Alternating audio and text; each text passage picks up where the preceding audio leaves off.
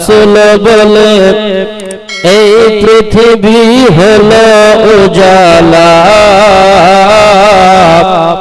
কে গাইল এসে শামেরি গান শূন্য কাফেলা। জোরে বলুন সুবহানাল্লাহ। কে আসল বলে এই পৃথিবী হলো উজালা, কে গাইল এসে শামেরি গান শূন্য কাফেলা। ও হাশমি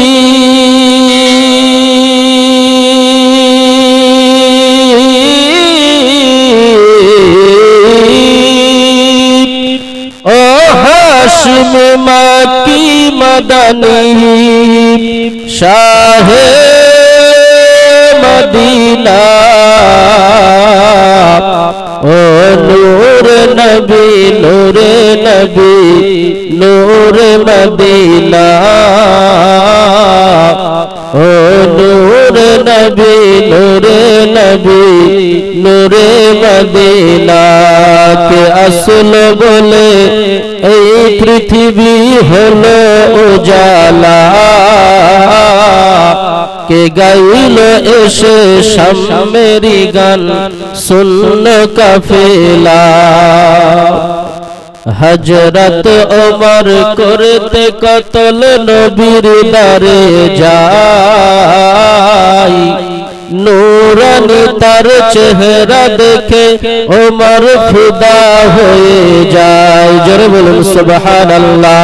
হযরত ওমর করতে কতল নবীর দারে যায়, নূরানি তার চেহারা দেখে ওমর ফিদা হয়ে যায়। যার চেহারা নূরানি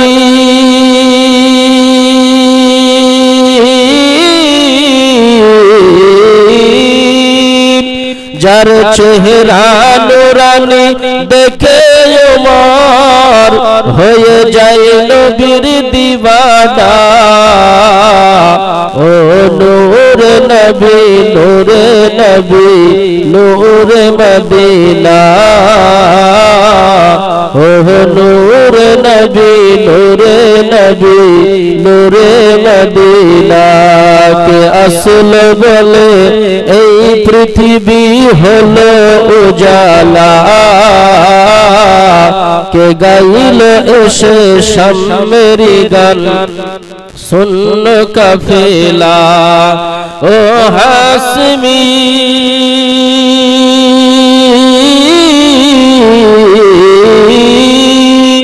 ও হাশমি মাকি মদনী শাহে মদিনা, ও নূর নবী নূরে নবী নূরে মদিনা, ও নূর নবী নূরে নবী নূরে মদিনা, ও নূরে মদিনা। আল্লাহুম্মা সাল্লি আলা সাইয়্যিদিনা মাওলানা মুহাম্মদ ওয়া আলা আলি সাইয়্যিদিনা মাওলানা মুহাম্মদ সাল্লু আলা মুহাম্মাদিন সাল্লু আলা মুহাম্মদ। হরদম ज़बान से निकालो पाक नामे मोहम्मद, हरदम ज़बान से निकालो सफीना मोहम्मद सल्लल्लाहु अलैहि वसल्लम। अल्हम्दुलिल्लाह, समस्त प्रशंसा যাবতীয় তারিফ সেই মহান আল্লাহ পাক রব্বুল আলামিনের জন্য, যিনি অক্ষয় অব্যয় অনাদি অনন্ত অসীম, যিনি কুল কায়নাতের সৃষ্টিকর্তা রক্ষাকর্তা পালনকর্তা রিজিক দাতা, যিনি 18,000 মাখলুকাতের মধ্যে আমাদেরকে মানব জাতিকে শ্রেষ্ঠ মাখলুকাত আশরাফুল মাখলুকাত করে শ্রেষ্ঠ নবীর উম্মত করে দুনিয়ার বুকে প্রেরণ করেছেন, যিনি আজকের এই পবিত্র মজলিসে আমাদেরকে আসার বসার কিছু বলার শোনার তৌফিক দান করেছেন, সেই মহান আল্লাহ পাক রব্বুল আলামিনের প্রতি লাখ কোটি শুকরিয়া আদায় করি। সকলে বলুন আলহামদুলিল্লাহ।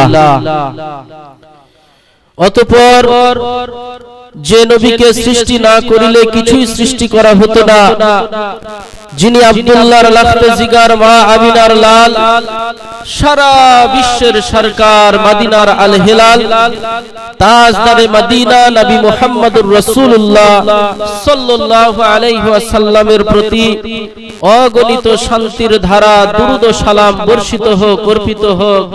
সকলে বলুন আল্লাহুম্মা আমিন।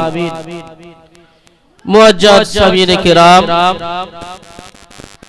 পবিত্র গ্রন্থ আল কোরআন, এই কোরআনের 25 নম্বর সূরা সূরাতুল ফুরকান এর 64 নম্বর আয়াত আপনাদের সম্মুখে তেলাওয়াত করেছি। এই আয়াতকে সামনে রেখে দু চার কথা আল্লাহ পাক রব্বুল আলামিন তৌফিক দিলে আপনাদের সম্মুখে বলবো ইনশাআল্লাহ। আল্লাহ পাক রব্বুল আলামিন বলছেন, ওয়াল্লাযীনা ইয়াবিতুনা লিরাব্বিহিম সুজদাও ওয়া কিয়ামা। আল্লাহ পাক রব্বুল আলামিন বলছেন, ওই সকল লোক যারা রাত্রি অতিবাহিত করে আপন রবের জন্য সেজদা এবং তেলাওয়াতের মধ্য দিয়ে, জোরে বলুন সুবহানাল্লাহ। এই আয়াতের মধ্য দিয়ে আল্লাহ পাক রব্বুল আলামিন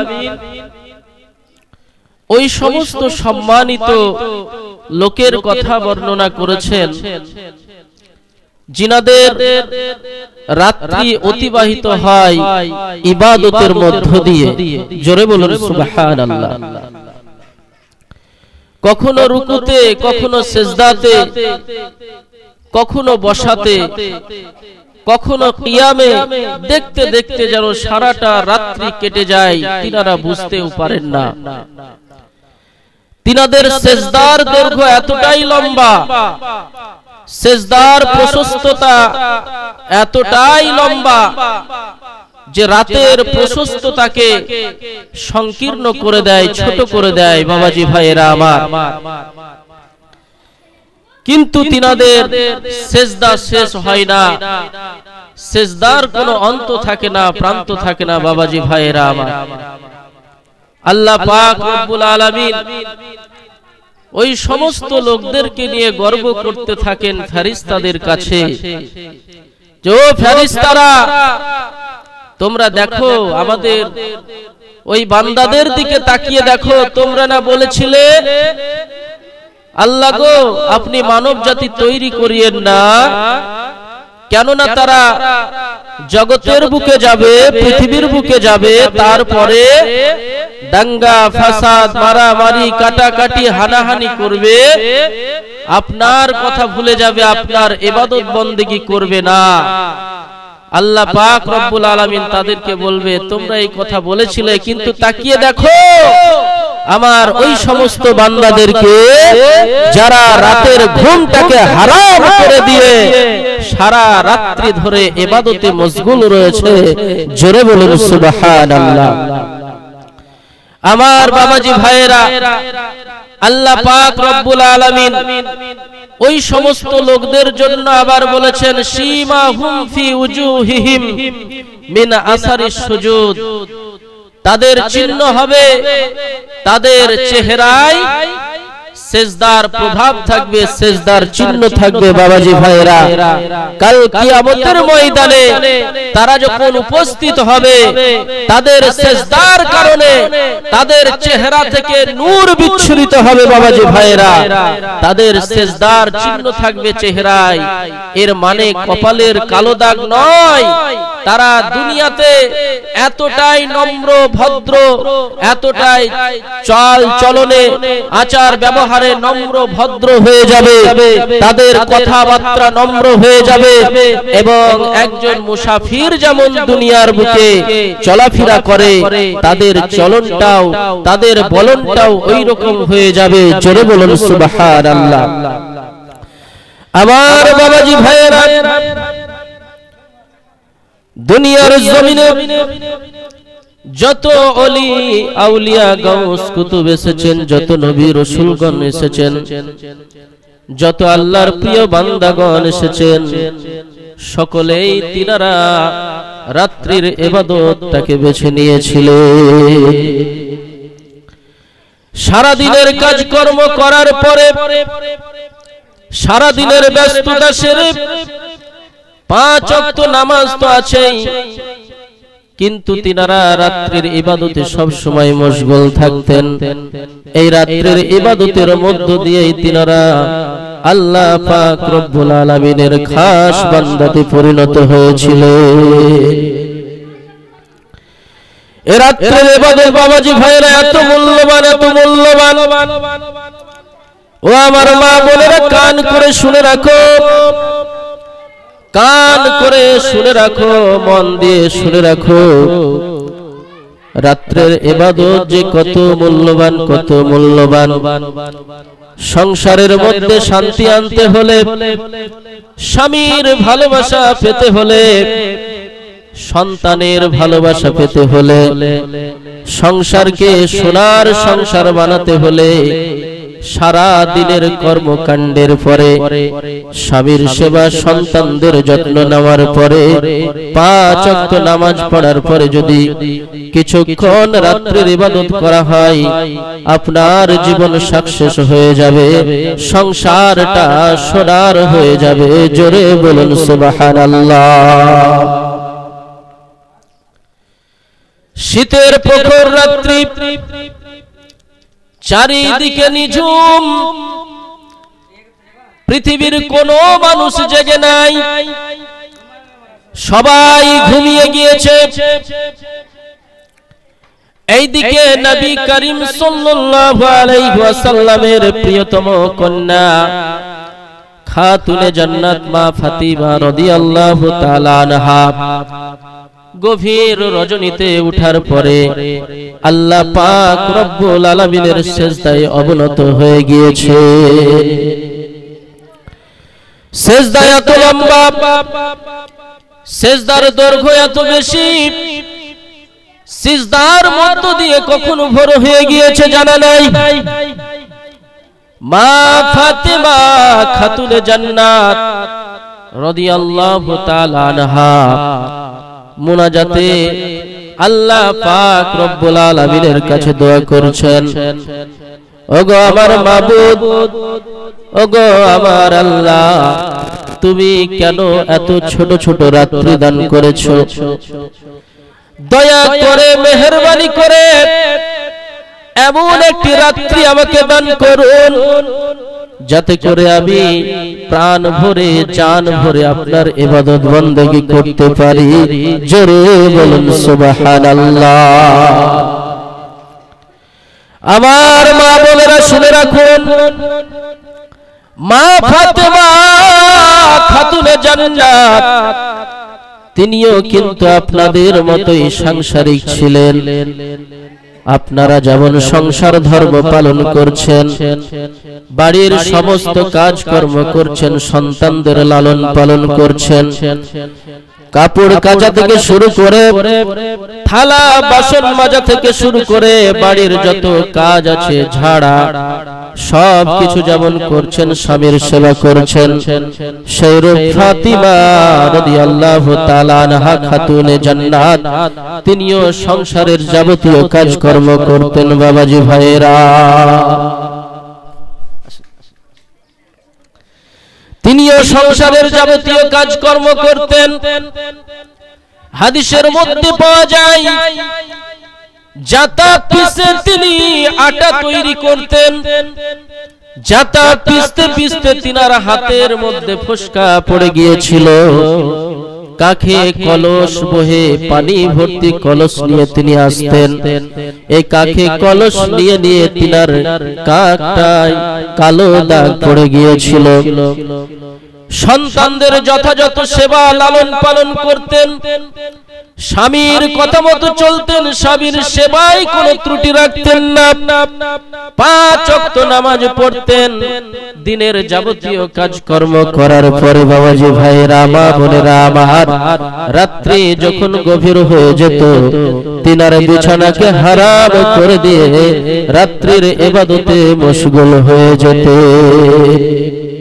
এই গুণ আমাদেরকে অর্জন করতে হবে বাবাজি ভাইরা মা বোনেরা আমার। মা বোনেরা কান করে শুনে রাখুন, ফাতেমাতুজ জোহরা খাতুনে জান্নাত রাদিয়াল্লাহু তাআলা আনহার গুণ অর্জন করতে হবে, তবে আপনি একজন শান্তিপূর্ণ সংসার গড়ে তুলতে পারবেন বাবাজি ভাইরা মা বোনেরা আমার। মা ফাতেমা খাতুনে জান্নাত রাদিয়াল্লাহু তাআলা আনহা এত গুণবতী ছিলেন। নবী করিম সাল্লাল্লাহু আলাইহি ওয়াসাল্লামের গুণে তিনি গুণান্বিত ছিলেন। তিনি এত লজ্জাশীল ছিলেন, এতই লজ্জাশীল ছিলেন বাবাজি ভাইরা মা বোনেরা আমার। নবী করিম সাল্লাল্লাহু আলাইহি ওয়াসাল্লাম একদিন সাহাবায়ে কেরামদেরকে নিয়ে বসে আছেন। সাহাবায়ে কেরামদেরকে তিনি বলছেন, ও আমার সাহাবায়ে কেরামগণ, আচ্ছা বলো দেখি নারীর কোন বস্তুটা সবচেয়ে উত্তম? সাহাবায়ে কেরামগণ এক একজন এক এক রকমের উত্তর দিচ্ছেন, কিন্তু কোন উত্তরটাই রাসূলুল্লাহ সাল্লাল্লাহু আলাইহি ওয়াসাল্লামের কাছে গ্রহণ হচ্ছে না। শেরে খোদা আলী রাদিয়াল্লাহু তাআলা আনহু তিনি বাড়ি চলে এলেন। বাড়ি আসার পরে মা ফাতিমা রাদিয়াল্লাহু তাআলা আনহার কাছে এই কথাটি প্রকাশ করলেন। মা ফাতিমা রাদিয়াল্লাহু তাআলা আনহা বললেন, আপনি কেন বলেননি যে লজ্জার কারণে একজন মেয়ে একজন নারী কোন পর পুরুষের মুখ দেখে না, লজ্জার কারণে একজন নারী একজন মহিলা কোন পর পুরুষ তার চেহারা দেখতে পায় না। এটাই হলো নারীর সবথেকে মূল্যবান বস্তু। লজ্জার কারণে কোন পর পুরুষের সে মুখ দেখবে না। লজ্জার কারণে কোন পর পুরুষ তার চেহারা দেখবে না। এটাই হলো একজন নারীর মূল্যবান সম্পদ। এ লজ্জা হচ্ছে ঈমানের অঙ্গ। যার লজ্জা নাই তার কোনো ঈমান নাই বাবাজি ভাইরা। কোন মহিলা যদি এই লজ্জা ধারণ করতে পারে তার এহ জগৎ এবং পর জগৎ কামিয়াব হয়ে যাবে। জোরে বলুন সুবহানাল্লাহ। আমার বাবাজি ভাইরা মা বোনেরা আমার, আজকে আমরা দেখতে পাই রাস্তাঘাটে বাজারে হাটে আমাদের মহিলারা নারীরা আমাদের অর্ধাঙ্গিনীরা কেমন ভাবে বেপরোয়া ভাবে চলে বেড়ায় বাবাজি ভাইরা। এটা কোনো শোভনীয় কাজ নাই, এটা কোনো লজ্জার কাজ নয় বাবাজি ভাইরা। লজ্জা যতক্ষণ না থাকবে কোনদিন সংসারের মধ্যে শান্তি আসবে না। কোনদিন সেই নারী এহ জগতেও শান্তি পাবে না, পর জগতেও শান্তি পাবে না। এই লজ্জা দিয়ে আপনাকে সংসার করতে হবে, সন্তান সন্ততি মানুষ করতে হবে। ধার্মিকতা যদি আপনার মধ্যে না আনতে পারেন, কোনদিন সংসার সুখের হবে না। রাসূলুল্লাহ সাল্লাল্লাহু আলাইহি ওয়াসাল্লাম বলেন, অধিকাংশ নারী জাহান্নামে যাবে তো এই কারণে, এবং স্বামীর অবাধ্যতার কারণে। স্বামীর অবাধ্যতার কারণে বেশিরভাগ নারী জাহান্নামের মধ্যে প্রবেশ করবে। বাবাজি ভাইরা, এই স্বামী এমন একটা জিনিস যার অভাব অভিযোগ আপনাকে করা যাবে না। আপনাকে থাকতে হলে স্বামীর কথা মতোই চলতে হবে। মা বোনেরা আমার, এবং স্ত্রীর প্রতি স্বামীর যেরূপ হক রয়েছে, স্বামীরও স্ত্রীর প্রতি হক রয়েছে। স্বামীর পায়ের তলায় যেমন জান্নাত, স্বামী সম্পর্কেও রাসূলুল্লাহ সাল্লাল্লাহু আলাইহি ওয়াসাল্লাম বলে দিয়েছেন, ওই স্বামী হচ্ছে সবচেয়ে উত্তম। পৃথিবীর যাবতীয় মানুষ যদি তাকে উত্তম বলে থাকে, সে উত্তম হতে পারবে না যদি তার অর্ধাঙ্গিনী, যদি তার স্ত্রী ওই স্বামীকে উত্তম না বলে পরিচয় দেয়। জোরে বলুন সুবহানাল্লাহ। আমার বাবাজি ভাইয়েরা, মা বোনেরা আমার, এ রাতের ইবাদত যে কত মূল্যবান, কত গুরুত্বপূর্ণ বাবাজি ভাইয়েরা, মা বোনেরা আমার, নবী করিম সাল্লাল্লাহু আলাইহি ওয়াসাল্লাম সারা রাত্রি ইবাদত করে করে নিজের পা মোবারক পর্যন্ত ফুলিয়ে ফেলতেন। জোরে বলুন সুবহানাল্লাহ। মা আয়েশা রাদিয়াল্লাহু তাআলা আনহা বলছেন, একদিন নবী করিম সাল্লাল্লাহু আলাইহি ওয়াসাল্লাম আমার ঘরে ছিলেন। কিছুক্ষণ ঘুমানোর পরে হঠাৎ করে তিনি উঠে গেলেন আল্লাহ পাক রব্বুল আলামিনের ইবাদত করার জন্য। তিনি নামাজের মধ্যে দাঁড়িয়ে গেলেন। প্রথমে কিয়াম করলেন, দাঁড়িয়ে গেলেন তো দাঁড়িয়ে গেলেন, রুকুতে যাওয়ার নাম নাই। দাঁড়িয়ে দাঁড়িয়ে তিনি অঝর নয়নে কান্না করেন। মনের মধ্যে চিন্তা, উম্মতি উম্মতি, আমার উম্মতের কি হবে, আমার উম্মতের কি হবে। দাঁড়িয়ে গেলেন বাবাজি ভাইরা, দাঁড়িয়ে দাঁড়িয়ে পা মোবারক গুলো যেন ফুলে যায়, ফেটে যায়, রক্ত ঝরে বাবাজি ভাইরা।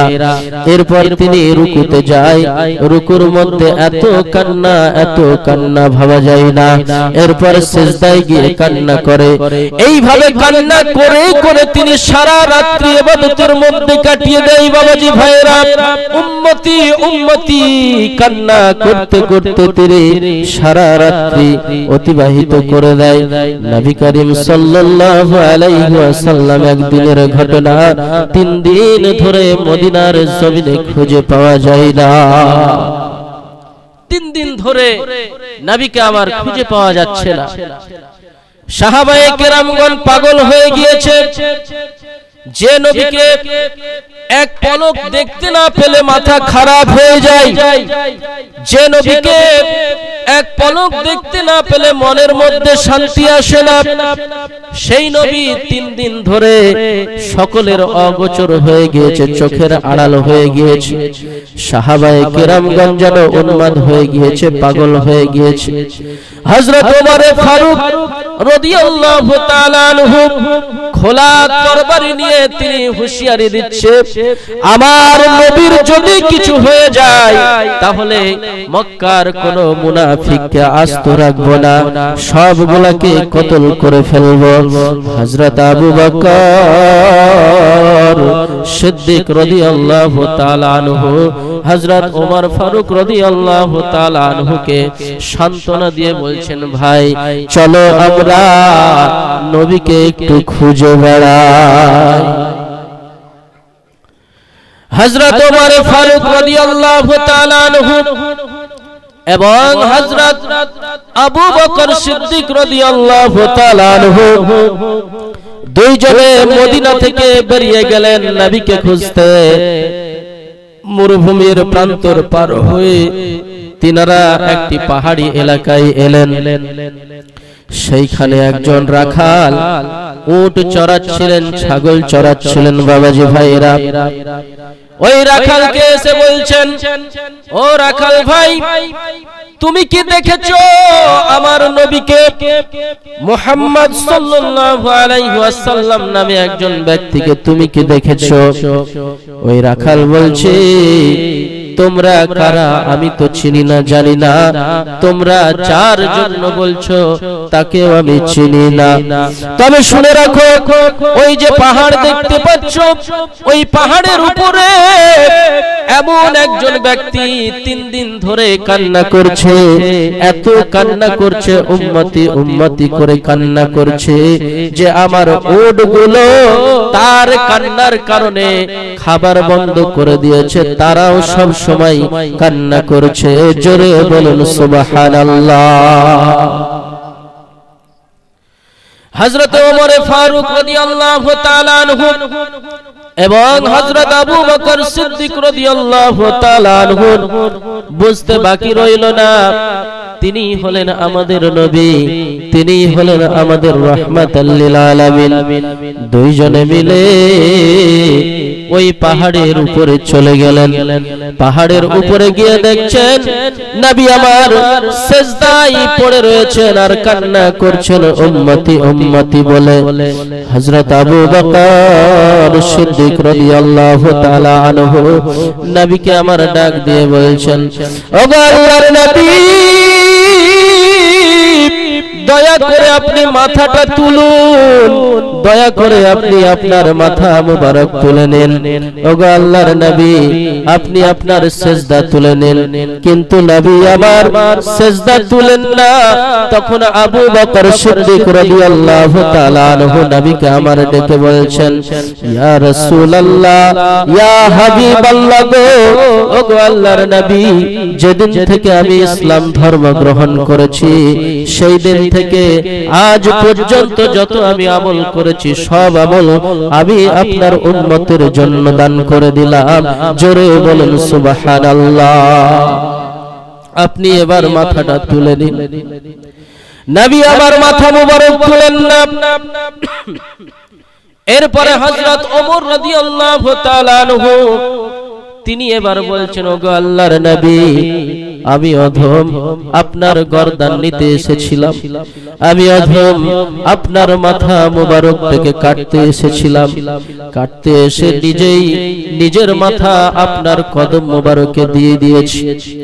ওই দিন থেকে আজ পর্যন্ত আমি যতই আমল করেছি, আমি ওমর বলছি, আমার সমস্ত আমল আপনার উম্মতের জন্য আমি দিয়ে দিলাম।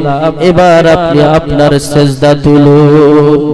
নবী আমার সিজদা তুলেন না, নবী আমার কাঁদতেই থাকেন, উম্মতি উম্মতি উম্মতি।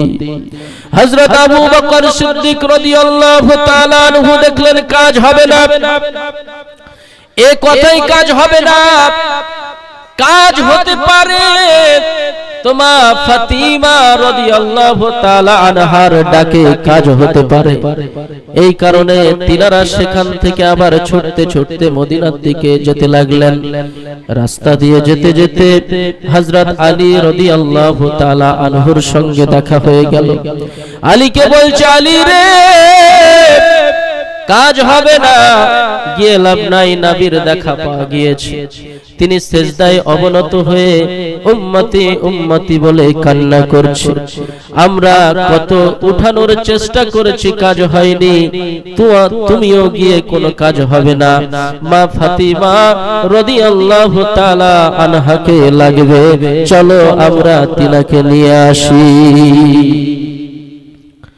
তিনারা সবাই মিলে এবার মা ফাতিমা খাতুন জান্নাত রাদিয়াল্লাহু তাআলা আনহাকে আনতে গেলেন। সেখানে যাওয়ার পরে তিনাদের মুখের চেহারা এতই মলিন হয়ে গিয়েছে, মা ফাতিমা তিনাদেরকে দেখার পরেই কান্না শুরু করে দিয়েছে। হয়তোবা আমার নবীর কোনো ক্ষতি করে দিয়েছে কাফেরেরা। মা ফাতিমা বলছেন, কি হয়েছে, কি ব্যাপার, তোমাদের চেহারা এত মলিন কেন, কি হয়েছে? তখন আবু বকর সিদ্দিক রাদিয়াল্লাহু তাআলা আনহু বলছেন, ওগো ফাতিমা, নবীর খোঁজ পাওয়া গিয়েছে। নবী আমার ওই পাহাড়ের মধ্যে উপরে রয়েছে, সিজদায় অবনত রয়েছে, উম্মতি উম্মতি বলে কান্না করছে। আমরা অনেক কিছু বলে উঠানোর চেষ্টা করেছি কিন্তু উঠেনি। তুমি তাড়াতাড়ি করে চলো, তাহলে তোমার কথা শুনে হয়তো উঠে পড়বে, কারণ তুমি হলে নবী করিম সাল্লাল্লাহু আলাইহি ওয়াসাল্লামের প্রিয় কন্যা। তোমার চেহারা না দেখলে নবী থাকতে পারে না। নবী যখন সফরে যায়, তোমাকে যখন রেখে যায়, চেহারা দেখে যায়। সফর থেকে যখন আসে, তোমার চেহারা দেখে মনে শান্তি পায়। ও ফাতিমা, তাড়াতাড়ি করে চলো। ফাতিমা রাদিয়াল্লাহু তাআলা আনহা তিনি এবার চলতে শুরু করলেন, সাথে ইমাম হাসান হুসাইন রাদিয়াল্লাহু তাআলা আনহু তিনারা চলতে শুরু করলেন। চলতে চলতে জায়গায় যখন পৌঁছে গেলেন, মা ফাতিমা রাদিয়াল্লাহু তাআলা আনহা নবীকে ডেকে বলছেন, আব্বাজান, আমি তোমার ফাতিমা বলছি, তাড়াতাড়ি করে তোমার মাথাটা তুলে। মা ফাতিমা বলছে, আব্বাজান, যাকে না দেখে আপনি থাকতে পারেন না, 3 দিন হয়ে গেল, এ ফাতিমার চেহারা পর্যন্ত দেখেননি। আমি ফাতিমা বলছি, দয়া করে আপনি আপনার মাথা মুবারকটাকে তুলে নিন, কোনো কাজ হয় না।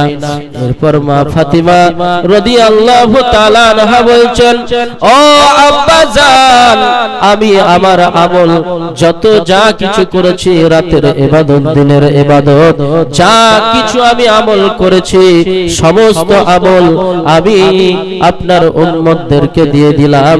এবার আপনি মাথা মুবারক তুলে। তবুও নবী আমার শান্ত হয় না। সিজদার মধ্যে পড়ে গিয়ে উম্মতি উম্মতি বলে কান্না করে যায়।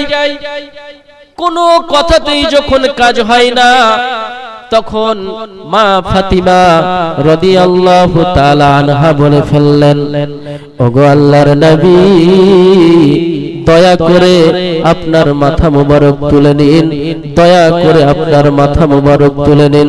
আমি কথা দিচ্ছি, আপনার উম্মতের জন্য, আপনার গুনাহগার উম্মতের জন্য আমি আমার কলিজার টুকরা হাসান হুসাইনকে কুরবানি করে দেব। জোরে বলুন সুবহানাল্লাহ। নবী আমার মাথা মুবারক তুলে নিয়েছেন। বলছে, ফাতিমা, তুমি এটা কি বললে? তুমি এটা কি বললে? তুমি তোমার কলিজার টুকরা, নয়নের পুতুল, তাদেরকে তুমি কুরবানি করে দেবে? আল্লাহ সাথে সাথে এটা কবুল করে নিয়েছে। জোরে বলুন সুবহানাল্লাহ। আমার বাবাজি ভাইরা, নবী আমার কত যে উম্মতের জন্য কান্না করেছেন বাবাজি ভাইরা, সেই নবীর প্রতি মহব্বত আমাদেরকে রাখতে হবে। দরুদ সালাম জানাই, দরুদ সালাম জানাই নবীজির দরবারে। নবী গো আমরা গুনাহগারে, দরুদ সালাম জানাই, দরুদ সালাম জানাই নবীজির দরবারে। নবী গো আমরা গুনাহগারে। আল্লাহ পাকের ফেরেশতারা নবীর দুরূদ পড়েন তারা গো। আল্লাহ পাকের ফেরেশতারা নবীর দুরূদ পড়েন তারা গো। ইমানদার দুরুদ পড়ে, ইমানদার দুরুদ পড়ে, বলেছে পারোয়ারে নবী গো আমরা গুনাহগারে। দুরুদ সালাম জানাই, দুরুদ সালাম জানাই নবীজির দরবারে নবী গো আমরা গুনাহগারে। নবীর দুরুদ পড়েন যারা, প্রিয় নবীর আপন তারা গো। নবীর দুরুদ পড়েন যারা, প্রিয় নবীর আপন তারা গো।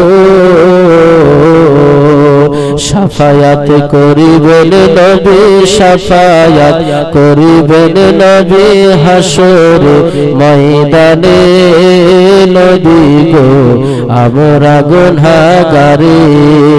দুরুদ সালাম জানাই, দুরুদ সালাম জানাই নবীজির দরবারে নবী গো আমরা গুনাহগারে।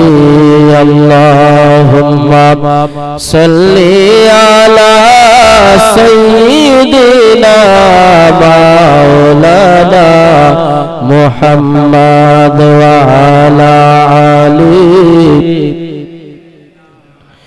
মাওলানা মুহাম্মদ সাল্লু আলা মুহাম্মাদিন সাল্লু আলা মুহাম্মদ।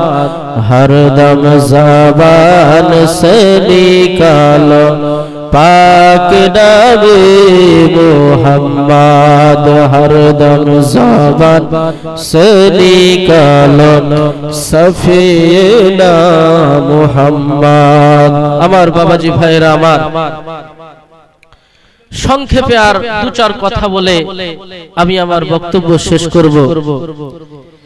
এই রাতের ইবাদত এমন একটি ইবাদত বাবাজি ভাইরা আমার, যে ইবাদতের মধ্য দিয়ে আল্লাহর নৈকট্য সহজেই হাসিল করা যায়, যে ইবাদতের মধ্য দিয়ে আল্লাহর প্রিয় বান্দা হওয়া যায়, খাস বান্দা হওয়া যায়। আপনাদের সকলেরই জানা হযরত বিসরি হাফি রহমতুল্লাহ আলাইহি, তিনি এত বড় মাপের একজন ওলি ছিলেন যে সারাটা রাত্রি এমন ভাবে ইবাদত করতেন, এমন ভাবে দাঁড়িয়ে যেতেন নামাজে যে পা গুলো ফুলে ফুলে যেত, পায়ের মধ্যে ফুলে গিয়ে রক্ত পর্যন্ত বের হয়ে যেত। বাবাজি ভাইরা আমার, এই রকম বড় মাপের একজন ওলি ছিলেন। কিন্তু তিনার ব্যাকগ্রাউন্ড যদি আমরা জানতে যাই, তিনার ইতিহাস যদি আমরা জানতে যাই, তাহলে তিনি একজন মদের ব্যবসায়ী ছিলেন। বাবাজি ভাইরা আমার, এটা আপনারা সবাই জানেন। হযরত বিসরি হাফি রহমতুল্লাহ আলাইহি প্রাথমিক জীবনে তিনি একজন মদের ব্যবসায়ী ছিলেন। মদের ব্যবসায়ী ছিলেন, তিনি মদ্যপান করতেন, মাতাল হয়ে থাকতেন সব সময়। রাস্তা দিয়ে একদিন চলে আসছেন, দেখতে পাচ্ছেন একটি কাগজের টুকরো পড়ে আছে, সেই কাগজের মধ্যে লেখা আছে বিসমিল্লাহির রহমানির রহিম। বাবাজি ভাইরা, ওই কাগজের টুকরোটাকে দেখার পরে তিনি কি করলেন, সেটাকে সুন্দর করে তুলে তিনি আফসোস করলেন, হায় রে, আমরা কত কিছুর মালিক, গাড়ি বাড়ির মালিক, আমাদের বড় বড় বাড়ি অট্টালিকা, থাকার জন্য কত সুন্দর বিছানা, অথচ এই আল্লাহর কালাম, যিনি গোটা বিশ্বকে তৈরি করেছেন, কুল কায়নাতকে সৃষ্টি করেছেন, যিনি আমাকে সৃষ্টি করেছেন, মানব দানব পশু পাখি, এক কথায় সব কিছুই যার, তিনার কালাম এই মাটির মধ্যে পড়ে আছে। তিনি আফসোস করে ওটাকে চুমু খেয়ে সুন্দর করে পরিষ্কার করে তাকের মধ্যে সুন্দর করে সুগন্ধি আতর লাগিয়ে দিয়ে সেটাকে রেখে দিলেন। আল্লাহ পাক রব্বুল আলামিনের কাছে এই কাজটি পছন্দ হয়ে গেল। আল্লাহ পাক রব্বুল আলামিন অত্যন্ত খুশি হয়ে গেলেন। তিনি সকাল বেলায় তিনার কাজকর্ম যা মদের ব্যবসা, সেই ব্যবসার জন্য তিনি তিনার দোকানে চলে গেলেন, কারখানায় চলে গেলেন। যাওয়ার পরে তিনি জুতো খুলে বসলেন, দরজা বন্ধ করে বসলেন। এমন সময় কে যেন ডাক দেয়, ও বিসরি হাফি রহমতুল্লাহ আলাইহি। তিনাকে ওই সময় ডাক দিচ্ছে একজন আল্লাহর বান্দা। বিসরি হাফি রহমতুল্লাহ আলাইহি বলছেন, কে বলছেন? আমি এখন দরজা খুলতে পারবো না, আমি একটু অন্য কাজে ব্যস্ত আছি। তখন ওই বুজুর্গ ব্যক্তি বলছেন, তোমাকে আল্লাহ পাক রব্বুল আলামিন সালাম পাঠিয়েছে, আমি হলাম আল্লাহর দূত। জোরে বলেন সুবহানাল্লাহ। বিসরি হাফি রহমতুল্লাহ আলাইহি তিনি বুঝে ফেললেন, এতদিন আমি এত পাপ কাজ করেছি, কোনদিন এই রকম ব্যক্তি আসেনি আমাকে ডাকতে। কালকে আমি হয়তো যে সামান্য একটু পুণ্যের কাজ করেছি, আল্লাহ পাক রব্বুল আলামিনের কালাম সুন্দর করে পরিষ্কার করে আতর সুগন্ধি লাগিয়ে নিরাপদ স্থানে রেখেছি, সেই কারণে হয়তো আল্লাহ পাক রব্বুল আলামিন আমার মতো গুনাহগার ব্যক্তির কাছে আল্লাহর দূত পাঠিয়ে দিয়ে সালাম পাঠিয়ে দিয়েছেন। জোরে বলুন সুবহানাল্লাহ। হযরত বিসরি হাফি রহমাতুল্লাহ আলাইহি দরজাটা খোলার পরে তিনি দেখতে পেলেন ওই জামানার একজন বিখ্যাত ওলি বুজুর্গ ব্যক্তি সেখানে উপস্থিত। কথোপকথন হলো। তিনি বললেন, তুমি যে কালকে নেক কাজ করেছো, তুমি যে তোমার গুনাহ কবুল করে আল্লাহর কালামটাকে সুন্দর করে আতর সুগন্ধি লাগিয়ে তুমি রেখেছিলে, এটা আল্লাহর বড়ই পছন্দ হয়ে গিয়েছে। আল্লাহ পাক রব্বুল আলামিন তোমাকে সালাম পাঠিয়েছে। হযরত বিসরি হাফি রাহমাতুল্লাহ আলাইহি তিনি অনুশোচনায় দগ্ধ হতে লাগলেন যে আমি এতদিন এত পাপ করলাম যে পাপের কোনো ক্ষমা নাই, কিন্তু আমি সামান্য একটু ভালো কাজ করার কারণে আল্লাহ পাক রব্বুল আলামিন আমাকে সালাম পাঠিয়েছে, যিনি কুল কায়নাতের মালিক। আজ থেকে আমি কথা দিচ্ছি, প্রতিজ্ঞা করলাম, আল্লাহ পাক রব্বুল আলামিন যদি এতটুকু কাজের কারণে আমাকে সালাম পাঠায়, আমাকে ভালোবাসে, তাহলে আমি যদি সব সময় আল্লাহর ইবাদতে মশগুল থাকি, আল্লাহ পাক রব্বুল আলামিন কতই না আমাকে ভালোবাসবে। জোরে বলুন সুবহানাল্লাহ। সেই দিন থেকে তিনি মদের যত দোকান ছিল, যত কারখানা ছিল, সব দোকান কারখানায় তিনি আগুন লাগিয়ে দিলেন। সব কিছুতে থেকে তওবা করে তিনি আল্লাহর ইবাদতে মশগুল হয়ে গেলেন। তিনি সেই দিন থেকে কোনোদিন জুতা পরিধান করেননি। এটার কারণ হিসাবে তিনি বলেছিলেন, আমি যখন ওই সময় বসেছিলাম জুতা পরিধান করিনি, ওই সময় আল্লাহ পাক রব্বুল আলামিন আমাকে সালাম পাঠিয়েছিলেন। অতএব আমি যেহেতু জুতা ওই সময় পরা ছিল না, আল্লাহ পাক সালাম পাঠিয়েছিলেন, হয়তো জুতা না পরাটা একটা আদবের বিষয়, সেই জন্য আমি আর জুতা পরব না। তারপরে তিনি আবার বলছেন যে এই জমিন হচ্ছে আল্লাহর বিছানা। আল্লাহ পাক রব্বুল আলামিন মানবের জন্য এই জমিনটাকে বিছানা স্বরূপ বিছিয়ে দিয়েছেন। যেহেতু এটা আল্লাহ পাক রব্বুল আলামিন তৈরি করেছেন বিছানা স্বরূপ, এই বিছানায় আমি কোনোদিন জুতা পরিধান করব না। এই জুতা পরিধান না করাটাই হচ্ছে হাফি। এই জন্য তিনার নাম হয়ে যায় বিসরি হাফি রহমতুল্লাহ আলাইহি। এই বিসরি হাফি রহমাতুল্লাহ আলাইহি তিনি সেই দিন থেকে আল্লাহর ইবাদতে মশগুল হয়ে গেলেন। ইবাদত করতে করতে বাবাজি ভাইরা আমার এমন একটা মকামে পৌঁছে গেলেন যে তিনি সারা রাত্রি ধরে এত ইবাদত করতেন যে তিনার পা গুলো ফুলে ফুলে রক্ত পর্যন্ত বের হয়ে যেত। হাদিসের মধ্যে পাওয়া যায় বাবাজি ভাইরা, হাদিসে কুদসির মধ্যে পাওয়া যায়, এই হাদিসে কুদসি হচ্ছে এমন একটি হাদিস যেটা স্বয়ং আল্লাহর কথা, নবী করিম সাল্লাল্লাহু আলাইহি ওয়াসাল্লাম ওটা অনুরূপ বর্ণনা করেছেন। ওই হাদিসের কুদসি মধ্যে পাওয়া যায় রাতের ইবাদতের মধ্য দিয়ে তারা বান্দাগণ এমন আল্লাহর নিকটবর্তী হয়ে যায়, তখন তার জবান থাকে না, সেটা আল্লাহর জবান হয়ে যায়। তখন তার আর নিজের কান থাকে না, সেটা আল্লাহর কান হয়ে যায়, কুদরতি কান হয়ে যায়। তখন তার নিজের হাত থাকে না, সেটা আল্লাহর কুদরতি হাত হয়ে যায়। তখন তার নিজের পা থাকে না, তখন তার আল্লাহর কুদরতি পা হয়ে যায়। যা কিছু করে সবই যেন আল্লাহর হয়ে যায়। জোরে বলুন সুবহানাল্লাহ। আল্লাহুম্মা সাল্লি আলা সাইয়্যিদিনা